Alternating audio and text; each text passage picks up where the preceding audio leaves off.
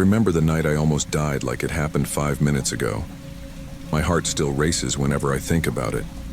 It all started under the neon glow of the Las Vegas Strip, where the constant ping of slot machines and the buzz of drunk tourists felt so routine. I forgot how dangerous my line of work could really be. I'd been a call girl for a couple of years. Not the dream job I pictured growing up, but it paid the bills and kept me afloat when times were tough. There's something about the Strip, the lights, the energy, the chaos that made me feel alive in a twisted kind of way. I had my usual spots, my usual clients, and I knew the ins and outs well enough to stay mostly safe. At least that's what I told myself. That particular evening, I was headed to meet one of my regulars at a casino bar inside the Bellagio. The sidewalk was packed with partygoers, street performers, and promoters handing out flyers for nightclub events. I remember glancing up at the shimmering water of the fountains and feeling a moment of peace. It's the kind of fleeting tranquility you get in Vegas, before it all starts moving again. Anyway, the night went smoothly. Easy money, straightforward company, nothing out of the ordinary. It wasn't until I was heading back across the casino floor, mentally planning my next move, that I got a text from a new client. They'd gotten my number from a friend, apparently. They offered to pay me double my usual rate for a couple of hours of my time. That's the magic phrase in this business, double. My brain automatically started calculating rent, groceries, phone bill. I replied, got a quick response, and agreed to meet them in about 30 minutes. If I had known that simple yes would almost lead me to my grave, I would have deleted that text and walked away.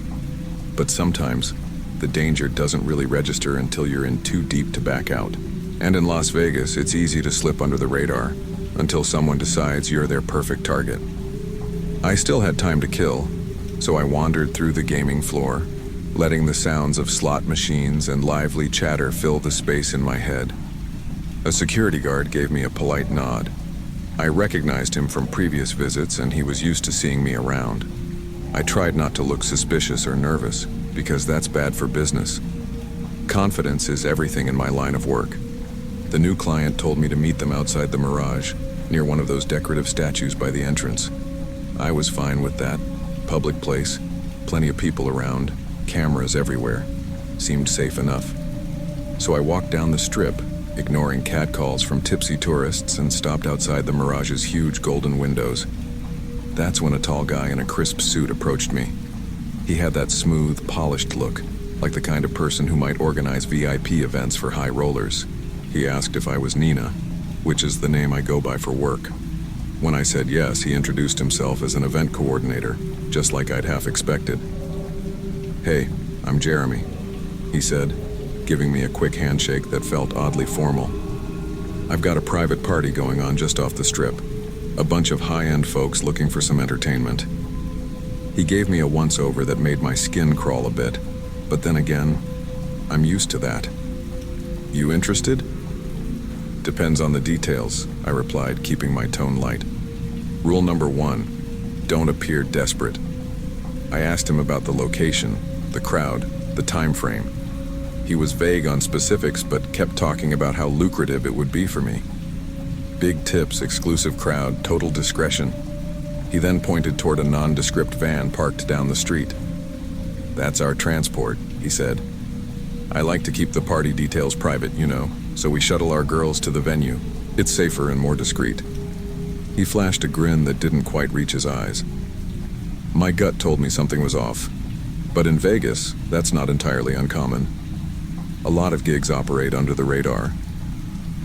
I was used to impromptu rides, though usually it was in a sleek black SUV with tinted windows, not a plain white van that looked like it belonged to a handyman service.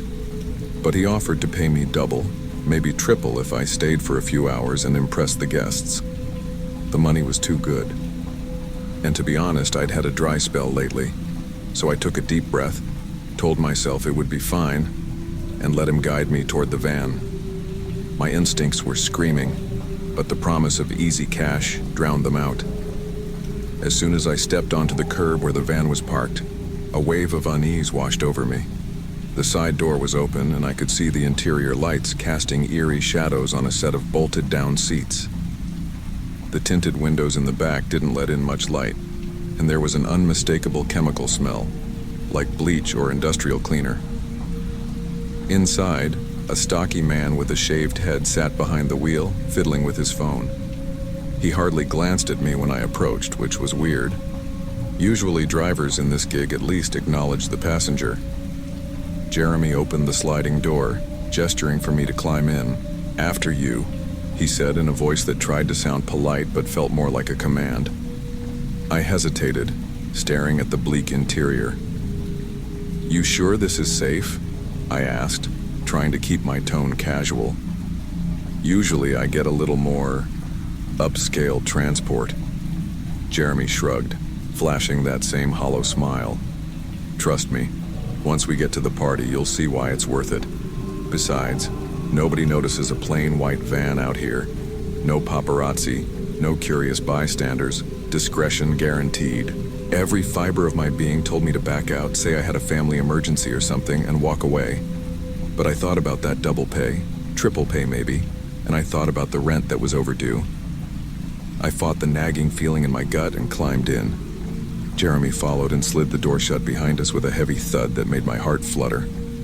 The driver nodded at him, then put the van into gear, pulling away from the curb. I took a seat, noticing the metal floors and a couple of straps coiled under one of the benches. My mind tried to make sense of it. Maybe they used this van to haul equipment. Maybe it was for transporting props for these events. Who knows? But the smell of bleach got stronger, stinging my nostrils. Jeremy sat across from me, scrolling through his phone. He glanced up every so often, and each time our eyes met, I felt a chill that had nothing to do with the blasting air conditioning. To calm my nerves, I pulled out my own phone, but as soon as we got onto the freeway, my signal started to flicker, eventually dropping to 0 bars. I watched the lights of the strip fade in the side mirror. My stomach churned. I kept telling myself it was just nerves, nothing else. "Relax," I whispered under my breath. "It's fine, just a party." But deep down, I knew I was lying to myself. About 15 minutes into the drive, I realized we weren't heading anywhere near the typical spots just off the strip. Usually, private events happen in penthouse suites or secluded mansions in upscale communities. But the scenery outside turned from bright billboards and neon signs to barren stretches of desert road, dotted with the occasional gas station or fast food joint. I tried to keep calm. "So, where's this party exactly?" I asked Jeremy, forcing a light tone. He lifted his gaze from his phone. "It's a rental property a bit out of town," he said. "Our VIPs prefer privacy, you know? Far from the noise and chaos." I nodded, not buying it for a second, but also not sure what to say. My heart pounded harder with each passing mile. We left the main highway and merged onto a narrower road, the kind that leads into the deep outskirts of Las Vegas. I'd been out to Red Rock Canyon a few times, so I recognized we were heading in that general direction, but each turn took us further into emptiness. Finally, the driver spoke, his voice rough as sandpaper. "Shouldn't be long now," he muttered, though it sounded more like a warning than reassurance. Jeremy shot him a look, and the driver clammed up again. The tension in the van was suffocating. I gripped my phone, praying for a single bar of signal, but I got nothing. Suddenly, it dawned on me that no one knew where I was. I hadn't told my friend or any of my usual contacts about this gig because it came up so last minute. A sense of panic started clawing at my chest. I glanced at Jeremy.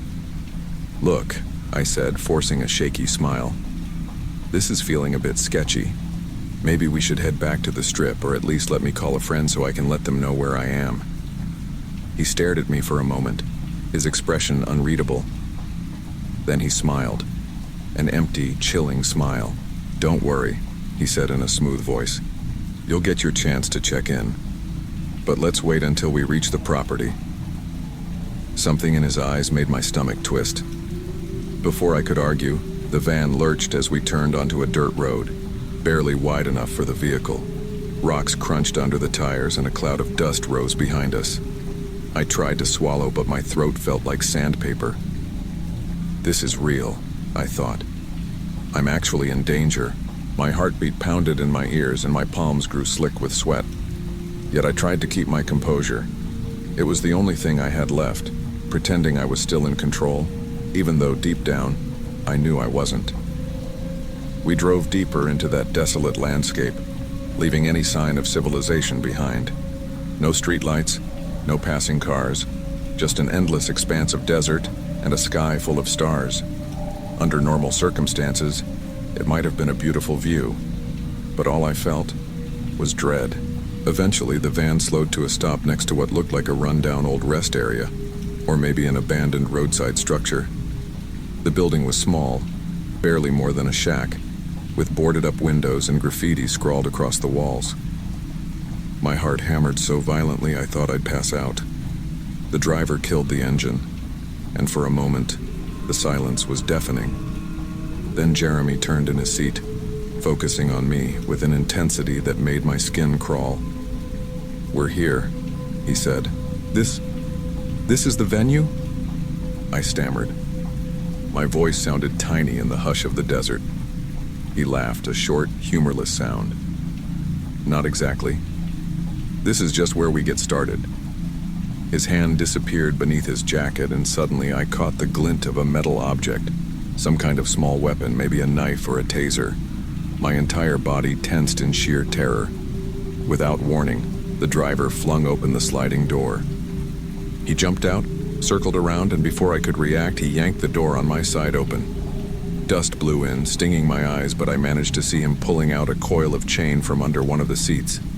I bolted up, attempting to dart past Jeremy, but he blocked me with a solid shove, slamming me against the side of the van. Pain shot through my shoulder as my back connected with the cold metal interior.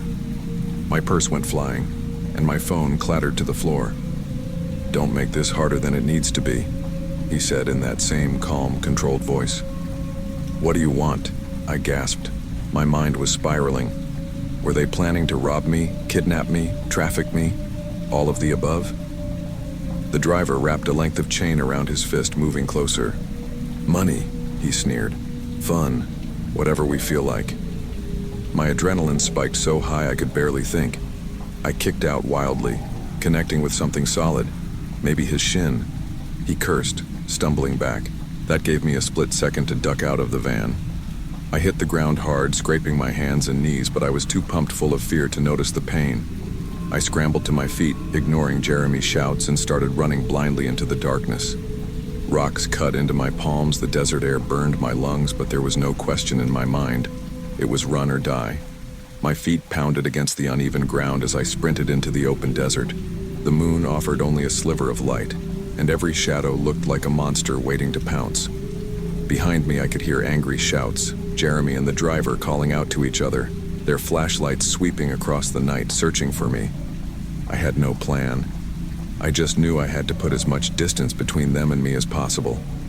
My mind raced with possibilities. Maybe I could hide behind a rock formation, or find a dry wash to duck into. But I had no clue where I was. The towering silhouettes of distant cliffs told me we were somewhere near Red Rock Canyon or Lake Mead, but that wasn't much help in the immediate sense. As I ran, I thought of everything I'd taken for granted. The safety of a crowded casino, the normalcy of my routine, even the cheap motel I called home. All of it felt so far away now, like a dream from another life. Right then, the only thing that mattered was outrunning those two men. My lungs burned, my legs screamed in protest, but I forced myself to keep going. Every time the flashlight beams got closer, I ducked behind a cluster of brush or dropped flat to the ground, holding my breath. My heart thudded so loudly I was sure they could hear it. At one point I heard a blast, a gunshot echoing across the desert. Instinctively, I dove for cover behind a large boulder. My whole body trembled as adrenaline surged through my veins. Were they really shooting at me, or was it a warning shot? Either way, I wasn't waiting around to find out. After the shot, the night seemed to go eerily quiet.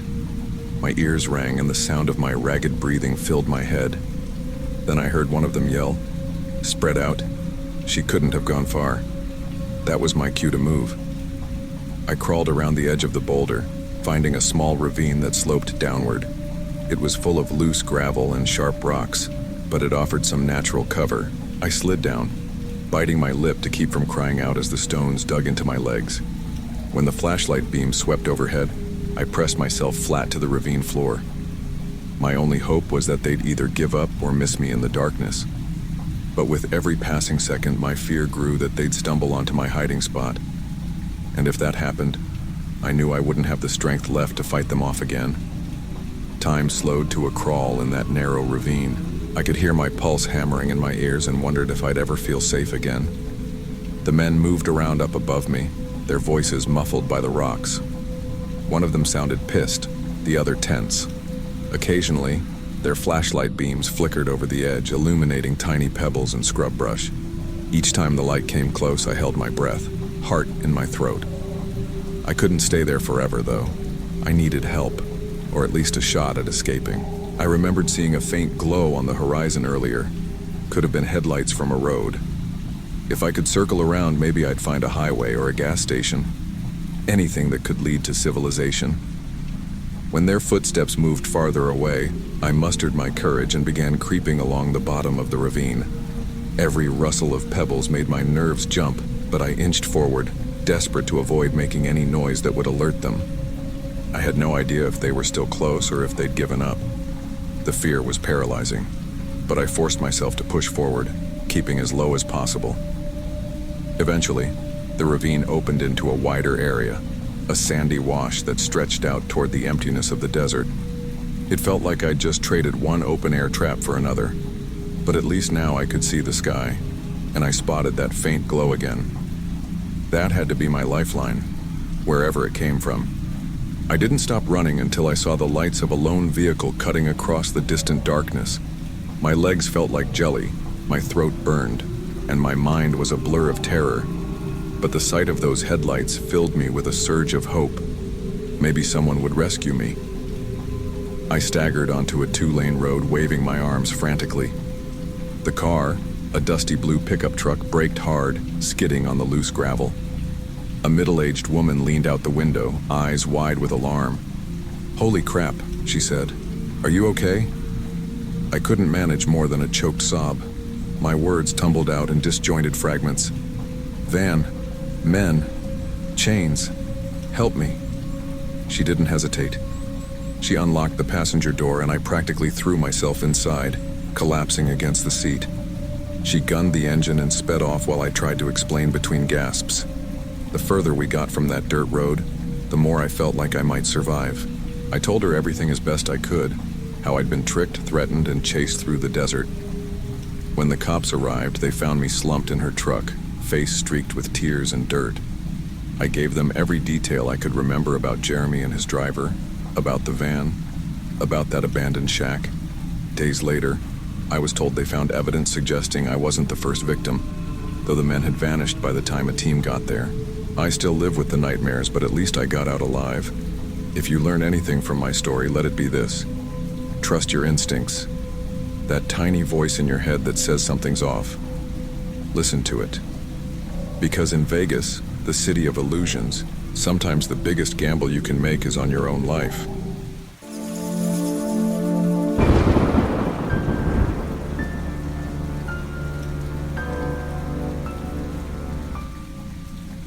I never planned on making a living at truck stops, but life has a funny way of derailing your plans.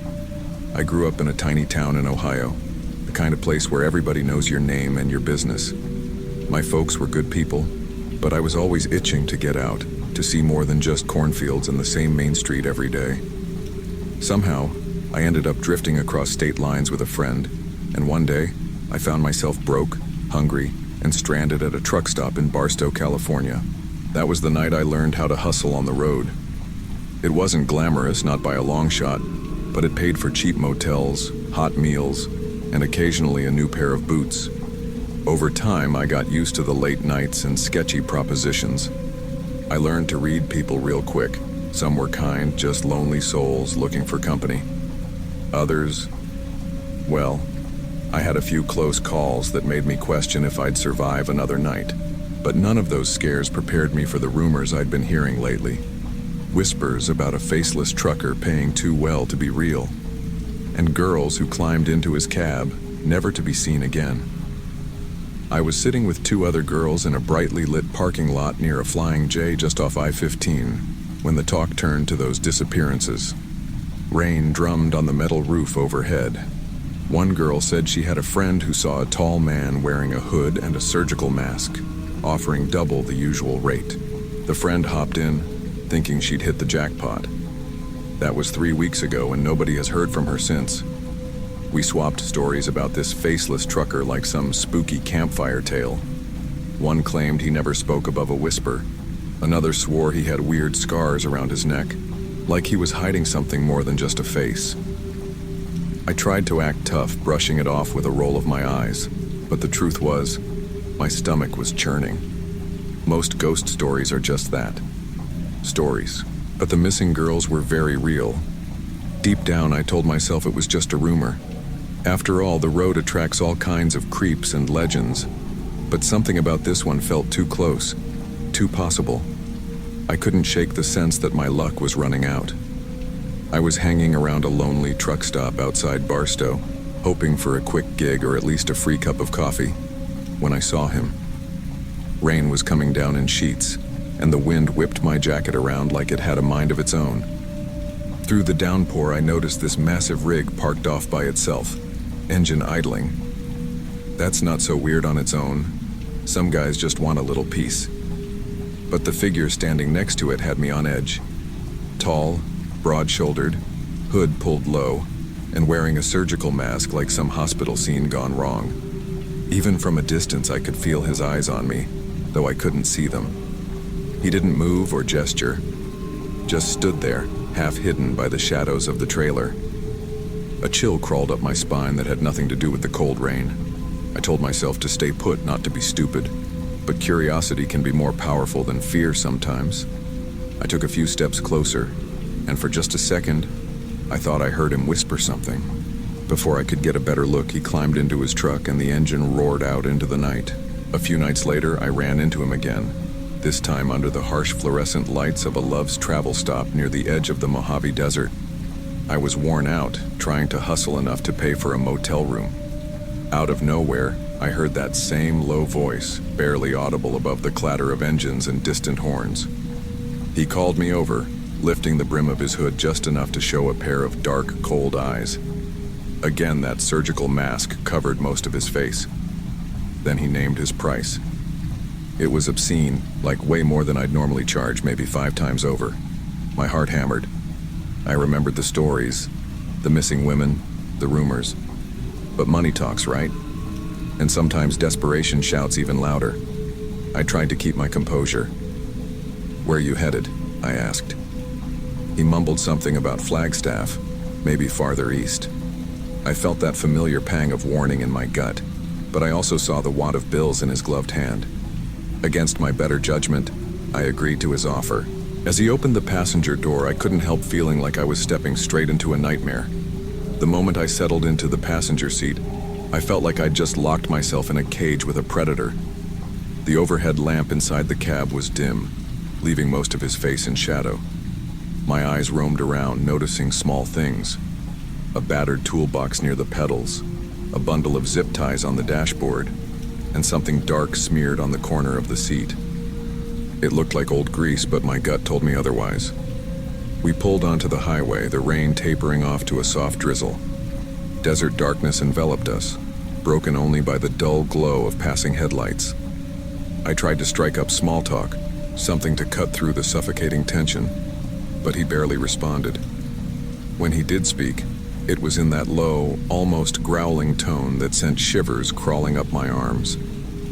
After a few miles, I noticed the thick smell of disinfectant, like a hospital ward. My instinct screamed at me to ask him to stop, to bail out the second he slowed down. But we were miles from anything, in the heart of the Mojave Desert, and jumping out into nowhere felt just as dangerous. So I swallowed my fear, hoping I hadn't made the worst mistake of my life. The rain kicked up again, drumming against the metal roof like a relentless warning. I glanced at him, still wearing that surgical mask, still refusing to show any hint of emotion. Every so often, the truck shuddered and I heard a faint thump from somewhere behind us. My pulse spiked. Could it just be cargo shifting, or was it something else? I tried to play it cool. "So, you've been driving this route for a while?" I asked, forcing a casual tone, He murmured a single word, "Yes," and that was that. Not much of a conversationalist. Lightning flashed outside, illuminating the desert landscape in a stark white glow. That's when I noticed the stains on the floor by his feet. At first I thought it was just mud, but under the lightning's glare it looked darker, more sinister. I felt my stomach twist. Sweat beaded on my forehead despite the cold air blasting from the vents. Thunder rolled, and my mind began piecing together every horror story I'd ever heard. If I was going to survive this ride, I needed to keep my wits about me. At some point, the truck slowed and pulled onto a dirt road, the tires crunching over gravel. I was instantly on high alert. We were in the middle of nowhere. No passing cars, no flickering lights from nearby towns. The wind howled outside and my heart hammered like a jackhammer. He flipped off the headlights, and darkness swallowed us whole. He ordered me to stay in the cab, something about checking a mechanical problem. But red flags were waving like crazy. Ignoring my pounding chest, I grabbed the door handle and slipped out, using the dim glow of distant lightning to guide me. That's when I noticed deep scratches along the side of the trailer, like someone, had tried clawing their way out.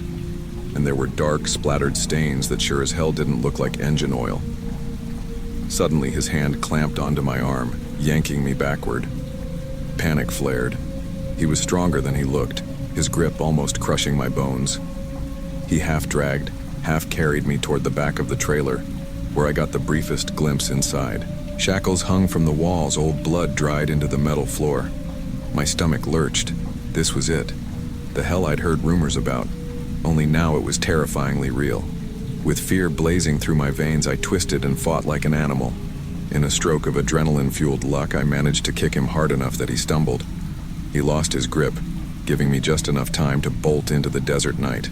Rain and sand whipped at my face, blinding me, but I kept running, lungs burning and heart ready to explode. Behind me, I heard him cursing, footsteps thudding. I spotted faint headlights on the distant highway. Maybe another truck. Desperation gave me speed. I sprinted until I thought I'd pass out, then stumbled onto the asphalt, waving my arms and screaming. The driver of a passing rig slammed on his brakes. He jumped out wide-eyed and pulled me into his cab. By the time we looked back, the faceless man and his truck had vanished into the darkness. I spent the next few hours with the cops, shaking uncontrollably as I told them everything. They searched, but never found him or his truck. To this day, I still have nightmares of that masked face hovering just out of sight. Every time I hit the road, I wonder if he's out there, lurking in the shadows, waiting for his next victim.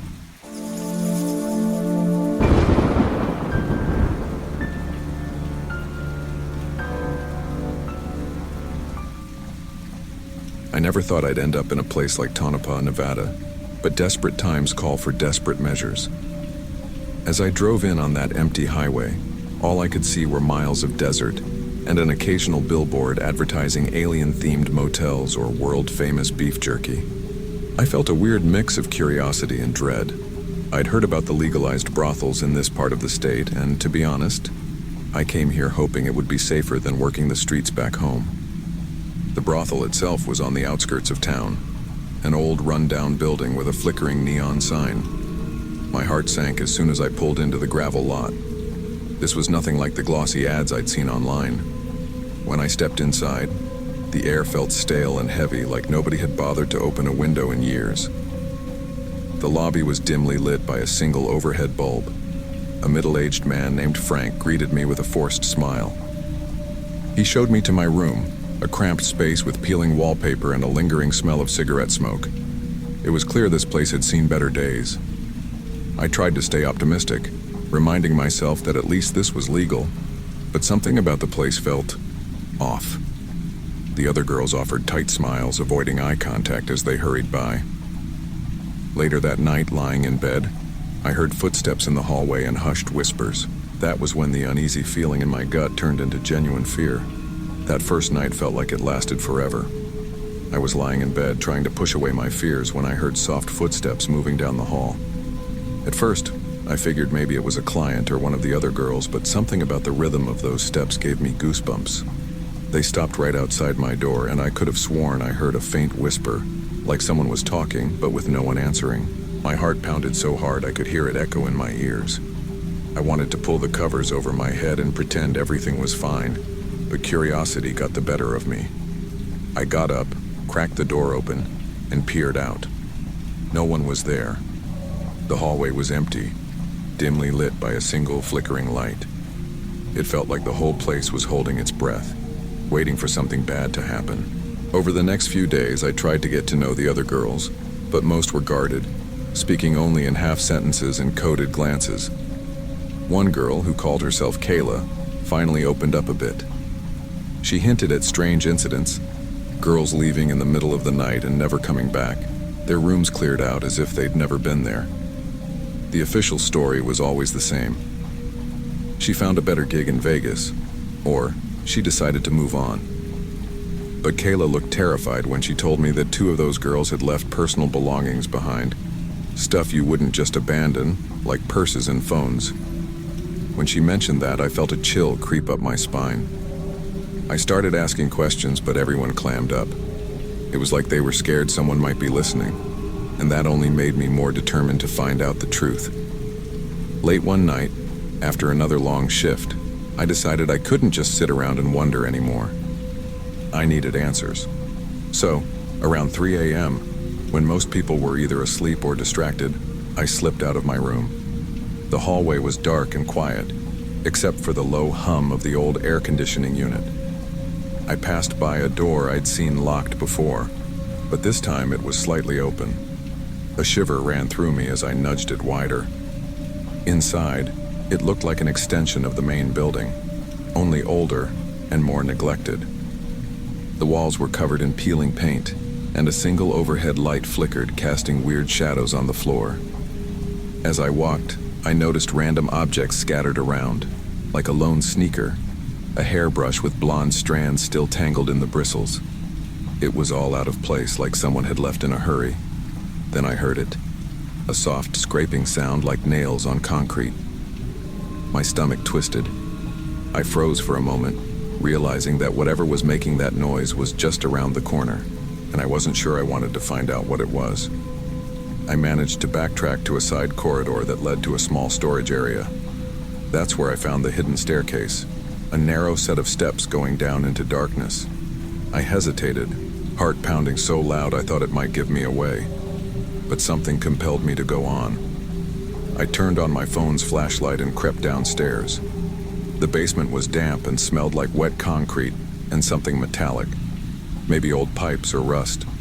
Stacks of dusty boxes lined the walls, but what really got me was this row of battered lockers on the far end of the room. They were all missing their doors, and inside them were purses, phones, even some clothes. My mind started racing. Were these the belongings of the girls who disappeared? That's when I spotted a cluster of Polaroid photos scattered on a table. They showed different girls, some I recognized from around the brothel, others I'd never seen before. My hands shook as I realized these photos must have been taken right here, in this grimy basement. And if that was true, who was taking them? I knew I couldn't stay another minute. Clutching those Polaroids, I dashed back upstairs, every shadow feeling like it was reaching out to grab me. My heart nearly stopped when I heard footsteps behind me, heavy and deliberate. I slipped into my room, snatched my things, and bolted through a side exit into the cold desert night. I kept running until I reached the main road, where a passing truck driver gave me a ride to Las Vegas. I reported everything to the authorities, but even now, I'm terrified they'll find me. Sometimes, late at night, I can still hear those whispered footsteps in my dreams.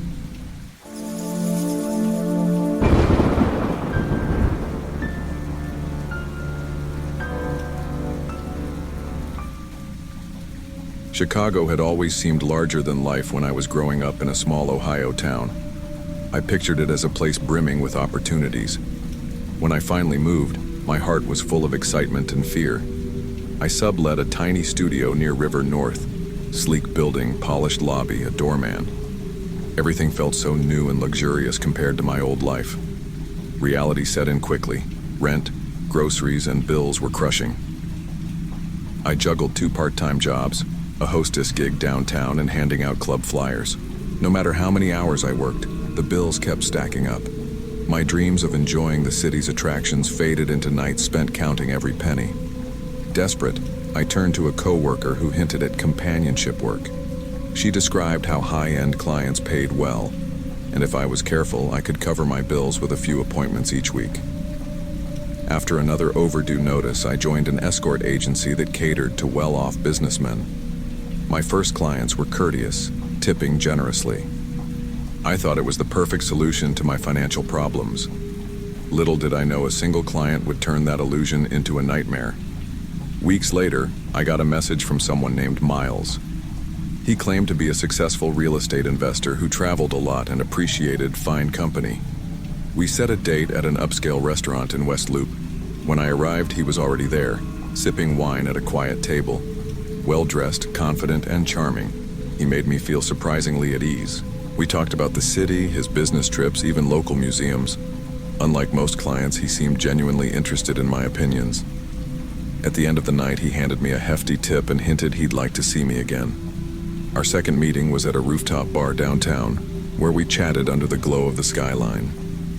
He asked questions about my personal life, where I was from, what I liked to do, how I found Chicago. They felt normal enough, though I sensed he was fishing for details. Still, I brushed aside my doubts. He was generous, respectful, and seemed genuinely nice. It felt almost too good to be true. Turns out, it was. Soon, Miles started appearing in places he shouldn't have known I frequented. One morning I went for coffee at my usual spot, and there he was, waving like it was a random coincidence. Then it happened again at the grocery store and even outside my gym. Each time he had some excuse, looking at properties, meeting a friend.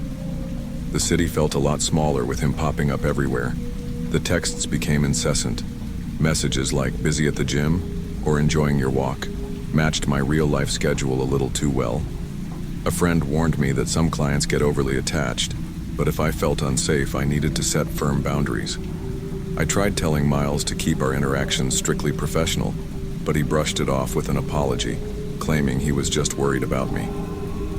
Nights grew restless. My buzzer rang at odd hours with silence on the other end. The building security shrugged, saying there was nothing they could do unless he caused trouble inside. I felt a growing tension, an unshakable dread that something was very wrong. Still, I hesitated to involve the police, worried how that might expose my line of work. One night, after a late appointment in Lakeview, I found Miles waiting outside my building. He confronted me as soon as I stepped onto the sidewalk, demanding to know where I'd been and why I ignored his texts. His voice had a threatening edge, so different from the charming tone I'd grown used to. He followed me into the lobby, and I ducked into the elevator praying someone would intervene. No one did. The tense ride-up was filled with his accusations. When the doors opened, I bolted out, took the stairs to another floor, and looped back down to mine, locking myself in my apartment. Moments later, I heard him banging on my door, hissing through the crack that we weren't finished. Eventually, he left, but my hands wouldn't stop shaking. Days later, a coworker mentioned rumors of Miles having a criminal past, domestic violence and stalking. My blood ran cold. I tried to block him on my phone, but he used different numbers to contact me. The building staff still claimed they couldn't help unless he damaged property or hurt someone. Everything escalated on a stormy night. Rain battered the windows as thunder echoed across the city. I got home from a short errand, still on edge. Suddenly, I heard pounding on my door, so hard it shook the frame. I looked through the peephole to see Miles, face twisted with rage. He shouted at me to open up. When I refused, the pounding got louder. Panicked, I dialed 911, whispering my address to the operator. My heart hammered so loudly I could barely hear her instructions. Then, with a splintering crash, Miles broke through the front door. He stormed in, yelling my name. I locked myself in the bedroom, frantically looking for something to defend myself with. He kicked at the bedroom door, promising we'd settle this now. I screamed for him to leave. Just as he started to force the door, I heard sirens in the distance. Suddenly, the front door burst open again. This time it was the cops. Through the door, I heard a furious struggle, officers yelling at him to get down. Finally, an officer knocked on the bedroom door, telling me it was safe to come out. I found Miles pinned to the floor, handcuffed, still cursing under his breath. My entire body shook with a mix of terror and relief. After all the harassment and escalating threats, he was finally caught. Yet even with him in custody, I felt no real sense of victory, just sheer exhaustion and a lingering fear that he could come back. In the days after his arrest, I pressed charges and filed for a restraining order. The police discovered his extensive record, multiple charges for assault, harassment, and stalking. Hearing that confirmation of his violent past was chilling. I moved out of that apartment as soon as I could, not wanting to spend another night in a place where I'd felt so cornered. For a while I couldn't sleep without leaving every light on. The simplest sounds, a knock on the door or a text alert, would send my heart racing.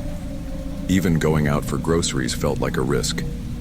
My phone was constantly in my hand, ready to dial 911 at the slightest hint of danger. Eventually, I found a new apartment in a more secure building and changed my number, determined to put as much distance as possible between me and Miles. I stayed with the agency a bit longer, but I became hyper-vigilant. I insisted on background checks for any new clients, or I just refused them. My boss understood, given what happened, but also reminded me that the nature of our work was unpredictable. I started going to therapy, where I was finally able to unpack the trauma. My therapist helped me work through the guilt and shame I felt for not acting on my instincts sooner. Over time, I slowly reclaimed pieces of my life. Small steps like enjoying a coffee shop without glancing over my shoulder, or strolling along the Chicago Riverwalk without constantly checking for shadows behind me. The city began to feel like mine again, though a part of me remained guarded. People often ask if I regret ever becoming an escort. It's complicated. I regret crossing paths with Miles, obviously, but I also recognize that for a while, this job kept me afloat in a city that easily swallows the broke and desperate. If there's one huge lesson I learned, it's to trust those warning signs in your gut. Looking back, there were so many times I felt that uneasy twist in my stomach and ignored it. I won't make that mistake again. As for Miles, he ended up behind bars for violating restraining orders and for the break-in. The last I heard, he's serving time. Does that guarantee my safety forever? Maybe not, but I've done everything I can to protect myself, from legal action to changing my routines and sharing my story with close friends who know to watch out. Sometimes, I still jolt awake in the middle of the night, convinced I hear him banging on my door. That kind of paranoia is tough to shake. But each day, I work to remind myself that I took my power back, that I survived something horrifying, and came out stronger. Now, when I look out at the skyline, I see a city that isn't just a glossy postcard. It's a place of real dangers and real dreams. If you're going to live here, you have to stay alert. That doesn't mean living in fear, but it does mean trusting your instincts and being prepared to fight back if someone tries to take advantage of you. My story isn't a fairy tale, but it's a cautionary tale that I hope others can learn from. If something feels off, don't wait until you're alone in your apartment with a dangerous person pounding on your door. Get help immediately. Talk to friends. Contact the authorities. Don't doubt your gut instincts, because they might just save your life. In the end, I'm still here, living my life, making new plans. The fear lingers, but so does the determination not to let a stalker define me. I'm stronger now, and maybe that's the one silver lining in this whole ordeal. Chicago may be big, but it's my city too. I'm not giving it up without a fight.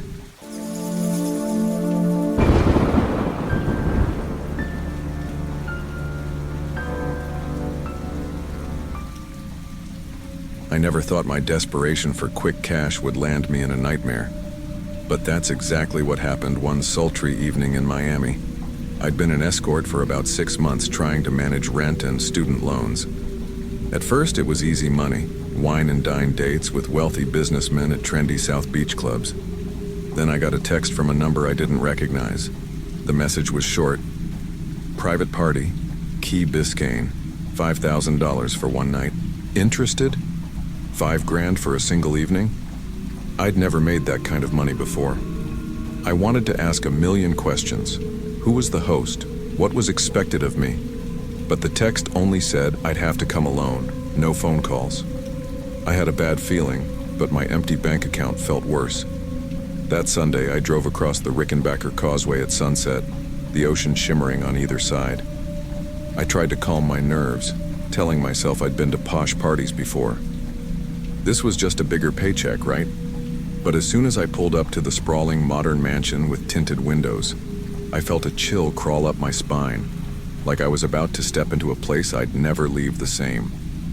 Two bulky security guards stood outside the mansion's sleek glass doors. They scanned my ID and waved me in without a word. Usually there's a bit of friendly chit-chat. Good evening, or welcome. But these guys looked more like they were guarding a secret bunker.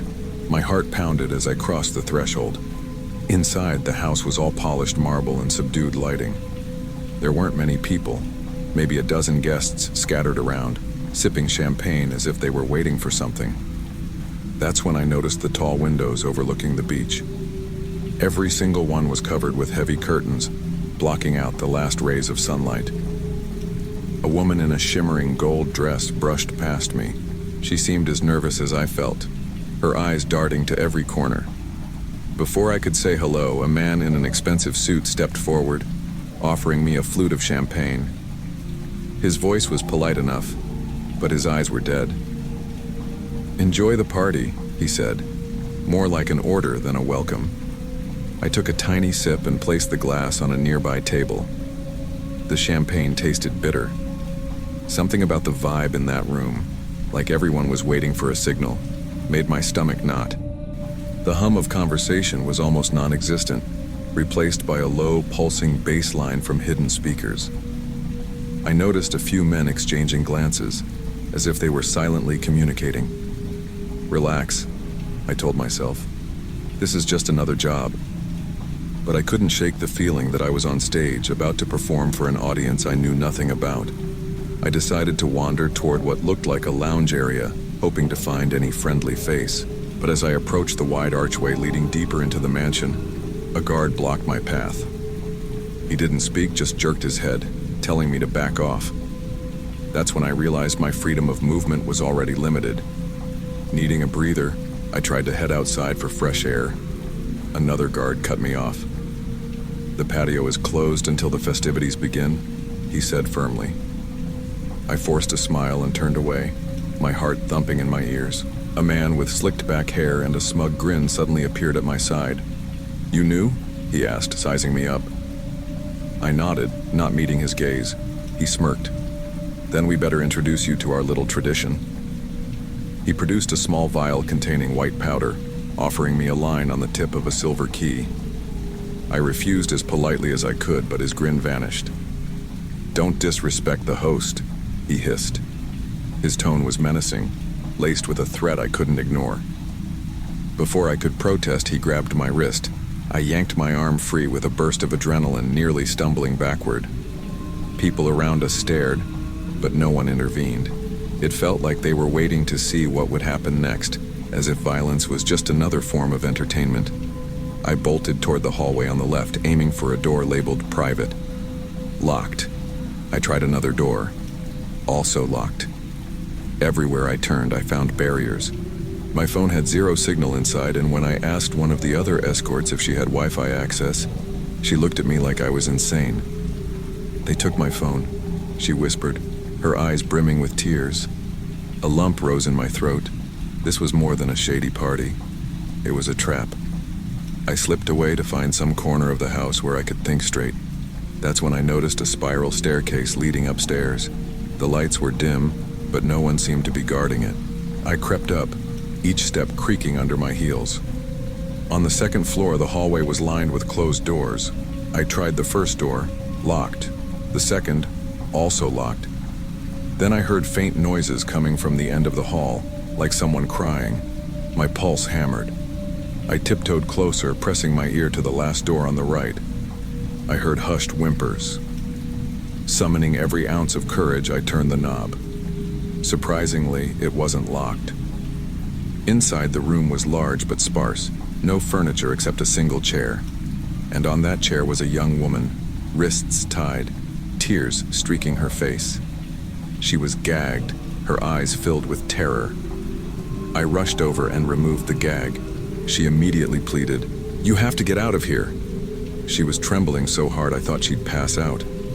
I tried to untie her wrists, but the knot was tight. "Hold still," I whispered, my fingers fumbling. A distant crash from downstairs made both of us freeze. Suddenly, footsteps thundered up the stairs. The door slammed open, revealing a burly man with a face twisted in rage. Without thinking, I grabbed a metal candlestick from a small wall sconce and swung it hard. He staggered, cursing, then lunged for me. We fell to the floor, wrestling for control. The adrenaline made me stronger than I ever thought possible. I slammed the candlestick into his shoulder and he roared in pain. Panting, I jumped to my feet and yanked the woman out of the chair, knot still half intact around her wrists. We bolted past the man who lay clutching his shoulder. We had to move fast. His shouts were already drawing more footsteps our way. We sprinted down the hall, our breaths ragged. I spotted an open door leading into a dark bedroom. We ducked inside, closing it quietly behind us. My new companion, let's call her Paige, was trembling so badly she could hardly stand. I finally managed to untie her wrists fully. She gasped in relief, tears in her eyes. "They tricked me," she whispered, voice shaky. "Said it was a modeling gig. When I got here, they locked everything. They drugged me so I couldn't fight back." I felt a surge of rage, but I swallowed it down. Anger could wait. First, we had to survive. A shout echoed from the hallway, followed by pounding footsteps. We ducked into the closet, shutting the door just as someone entered the room. Through the slats, I could see a man's silhouette searching around, flipping on the lights. My heart slammed against my ribcage. Paige covered her mouth, stifling her sobs. Minutes felt like hours as he ransacked the bedroom, checking under the bed, behind curtains. My entire body ached with tension. Finally, he cursed under his breath and stormed out, slamming the door. We didn't dare move until we heard his footsteps fade away. Cautiously, we emerged. We needed a real plan to escape. I scanned the room, noticing a narrow window covered by Venetian blinds. With a grunt, I pulled them up, revealing a set of thick security bars. My stomach sank. "Basement," Paige whispered. "Sometimes these houses have service exits or garages. That might be our only chance." We crept back into the hallway, grateful the house was a maze. Maybe it would work to our advantage. Down a side staircase we went, hugging the walls, flinching at every sound. The entire mansion felt alive with danger, each corridor another trap waiting to snap shut. But giving up wasn't an option. At the bottom of the stairs, we spotted a heavy door labeled Utility. Inside, it was cool and musty, with concrete floors and rows of storage shelves. A single bulb flickered overhead. In the far corner, a metal hatch led outside, presumably for deliveries. We heaved on the latch, but it was locked tight. A sudden voice roared behind us, and we turned to see the slicked-back man from before. Without warning, he lunged. Paige grabbed a nearby steel rod, swinging it at his leg. He howled, stumbling. I seized the moment to slam the rod against the latch. Metal screeched, the lock snapping. The hatch door flew open. We scrambled out into the humid night air, hearts pounding. Barefoot on the sand, we ran like hell, ignoring the glassy shards that cut into our feet. Lights flickered behind us, but we kept going until we found a passing car. Gasping, we begged the driver to call the police. In that moment, I knew we were free, bruised, terrified, but alive. And I swore I'd never let desperation lead me into a cage again.